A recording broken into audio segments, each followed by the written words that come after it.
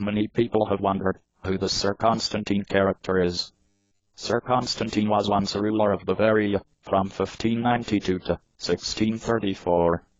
He died in 1634 from yellow fever. His death was mourned by many. SirKonstantine, the emperor of the world, ruled with kindness and love, unlike his neighboring emperors.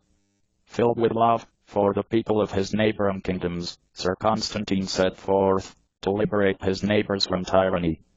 By doing so, he ended up creating Prussia, the United Germanic Kingdom. Have fun.